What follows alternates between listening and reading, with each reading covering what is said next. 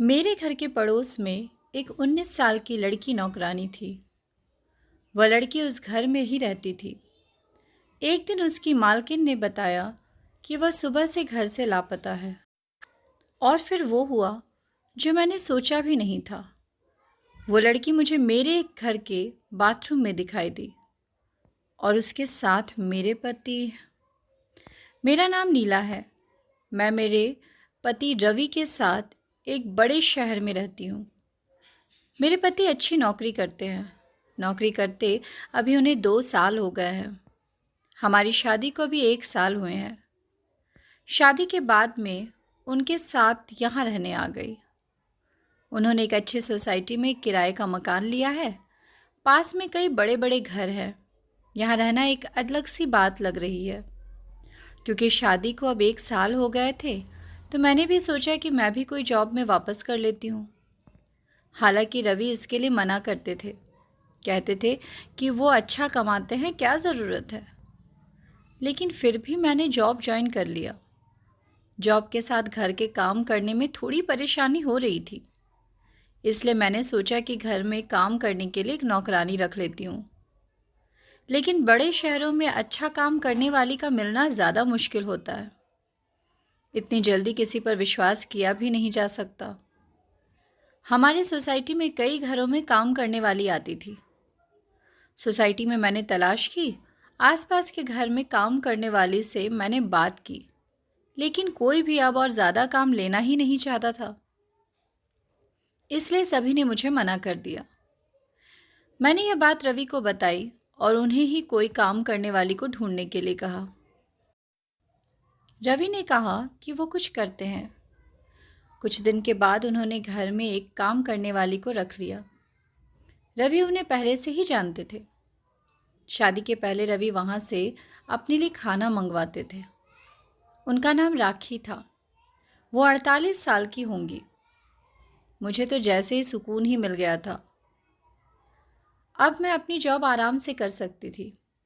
सुबह और शाम का खाना बनाने का कोई झंझट नहीं था। घर में कोई काम करने वाला जो आ गया था, वो बड़ा अच्छा खाना बनाती थी। रवि तो पहले भी उनका खाना खाना खाते ही थे, तो उन्हें तो पता था, इसलिए वो उन्हें लेकर आए थे। मेरे पति सुबह जल्दी जॉब पर जाते थे।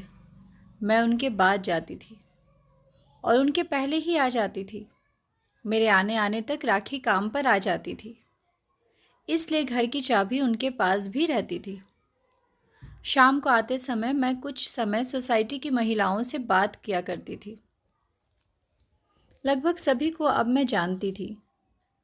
शाम को सोसाइटी की सारी महिलाएं भी घूमने बाहर निकला करती थी। ऐसे ही एक दिन जब मैं उन सबसे बात कर रही थी, तब एक खबर मुझे पता चली। हमारे 5 घर छोड़कर ही एक परिवार रहता था।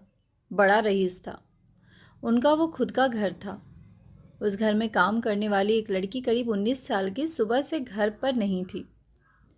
वो लड़की उनके घर का काम करने के साथ वहाँ रहती भी थी। वो आंटी बता रही थी कि वो सुबह जब जल्दी उठी तब वो लड़की घर पर थी ही नहीं। फ़ोन किया तो उसका फ़ोन भी स्विच ऑफ था। सोसाइटी में किसी ने उसे जाते नहीं देखा। वो आंटी कहने लगी कि घर देखना होगा, क्या पता कुछ लेकर गई तो नहीं। लड़की तो अच्छी थी, लेकिन आजकल कब कोई बदल जाए इसका पता कहाँ चलता है। उस लड़की को मैं भी मिली थी। अच्छी लड़की है। बात तो अच्छे से करती थी। इतना ज़्यादा मैं उसे नहीं जानती। शाम की सारी बातें और घूमने के बाद मैं घर आई। रवि मेरे आने के कुछ घंटों बाद आते थे, लेकिन आज मैंने उसकी गाड़ी घर के बाहर देखी। वो इतना जल्दी आज कैसे आ गए, यही सोचते हुए मैं दरवाजे की ओर जा रही थी। दरवाज़ा मैंने अपनी चाबी से खोला, लेकिन वो नहीं खुला क्योंकि उसे अंदर से बंद किया था। मैंने डोरबेल बजाई, लेकिन कुछ देर खड़ी रहने के बाद भी दरवाज़ा नहीं खुला। थोड़ी देर बाद वो आए और उन्होंने दरवाज़ा खोला। रवि ने कहा कि तुम आ गई। उनके चेहरे पर एक अजीब सा डर था। मैंने पूछा, क्या हुआ?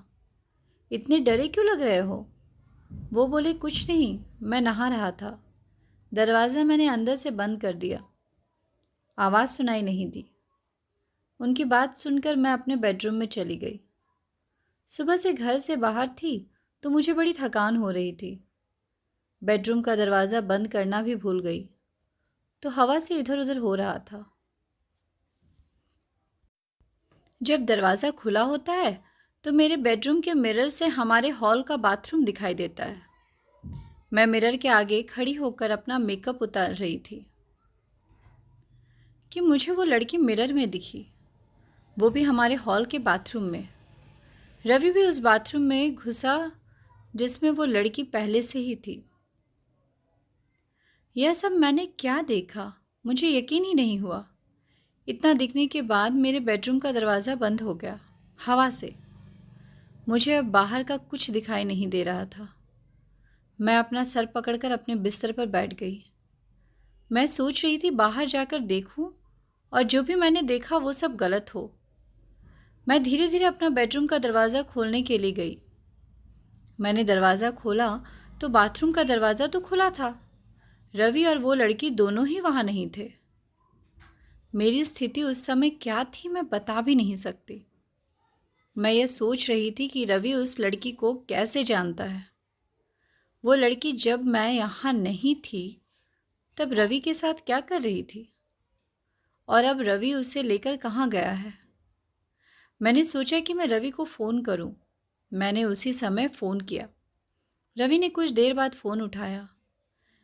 मेरे कुछ पूछने के पहले ही रवि ने कहा कि मुझे कुछ काम आ गया है, बस थोड़ी देर में आता हूँ। इतना कहकर रवि ने फ़ोन काट दिया। वो मुझसे झूठ बोल रहा था। आखिर ऐसा क्या कर रहा था जो उसे मुझसे झूठ बोलना पड़ रहा था। मैं अपने आंसू रोक रही थी, अपने दिल को समझा रही थी कि रवि से बैठकर एक बार बात कर ले। अभी से कुछ भी मत सोच, शायद कुछ और बात होगी। लेकिन फिर यही ख्याल आता कि आईने में मैंने उसे देखा। थोड़ी देर बाद हमारी काम वाली राखी भी आ गई। उसने मुझे इस तरह चिंता में देखा तो पूछा कि मैडम क्या हुआ। मैंने उसे कुछ नहीं कहा और अपने कमरे में चली गई। रवि करीब 2 घंटे बाद घर आए।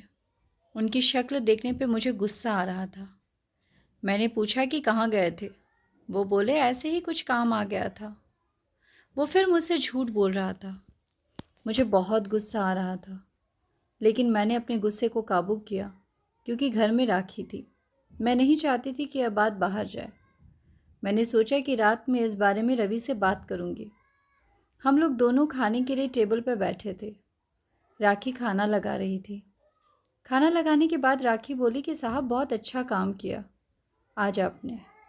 रवि बोले कि थोड़ा और लेट होते तो बस छूट जाती, इसलिए मैं आते ही चला गया।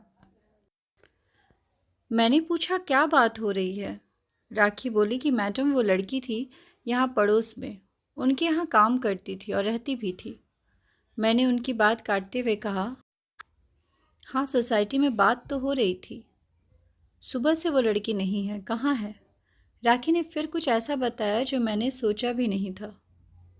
राखी ने कहा कि वो छोटे गांव की है। घर की हालात ठीक ना होने के कारण उसे यहाँ काम करना पड़ रहा था। लड़की अपने घर जाना चाहती थी, लेकिन उस घर की मालकिन उसे जाने नहीं दे रही थी। उसे पैसे भी नहीं दे रही थी। उस घर में दिन रात उसे 8 लोगों का काम करना पड़ता था।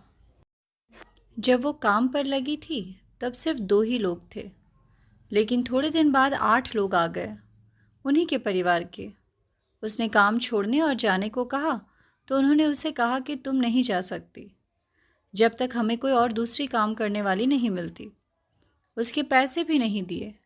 काम करने वाली मिलना मुश्किल है, वो भी इतने बड़े परिवार के लिए। वो कैसे भी यहाँ से निकलना चाहती थी। उस घर की मालकिन उस पर नज़र रखती थी। उसकी हालत के बारे में मुझे पता चला। वो उस दिन सुबह आपके जाने के बाद यहाँ आ गई थे। आप लोग गए तब भी वो यहीं थी। बहुत रो रही थी। मैंने साहब को सारी बात बताई। अभी आपसे ज़्यादा मैं साहब को जानती हूँ, इसलिए मैंने आपको नहीं उससे ही बताया। उसकी मदद करने को कहा। इसलिए साहब ने उसे उसके घर के बस में अभी बैठा कर आए। रवि ने कहा कि इसलिए मैं ऑफिस से जल्दी आया। जब मैं आया तो वो बाथरूम में छिपी थी, डरी हुई थी। मैं उससे बात कर ही रहा था कि तुम आ गई और वो फिर बाथरूम में छिप गई। इतना सब जल्दी हो गया कि तुम्हें बताने का समय ही नहीं मिला और मैं उसे लेकर बस अड्डे चला गया। तुम्हारा फ़ोन आया तो मैंने सोचा कि घर जाकर आराम से सारी बात बताऊंगा। लड़की सीधी थी। वो खुश थी कि अपने घर जा रही है। राखी और रवि की बात सुन मुझे यकीन नहीं हुआ। राखी ने कहा कि बाहर छोटे शहर से काम करने वाले जो आते हैं वो भी इंसान होते हैं। यह बड़े लोग कब समझेंगे? अपने स्वार्थ के लिए उसे रख रखा है। उसकी बात सोचने लायक थी। इसी के साथ ही मेरे दिल ने एक तसल्ली भरी सांस भी ली। मैंने मेरे पति को कितना गलत समझा। उसने एक सीधी लड़की की मदद की। मैंने राखी को कहा कि अगर अब कभी भी तुम्हें ऐसा कोई और दिखाई दे तो तुम्हें मुझे भी बेफिक्र होकर कह सकती हो। हम इंसान हैं, सभी अपना जीवन अपने हिसाब से जीने का हक रखते हैं। तो दोस्तों, अगर आपको ये कहानी अच्छी लगी हो तो इस कहानी को लाइक करें, ज़्यादा से ज़्यादा शेयर करें और हाँ, मेरे चैनल को सब्सक्राइब करना बिल्कुल ना भूलें। धन्यवाद।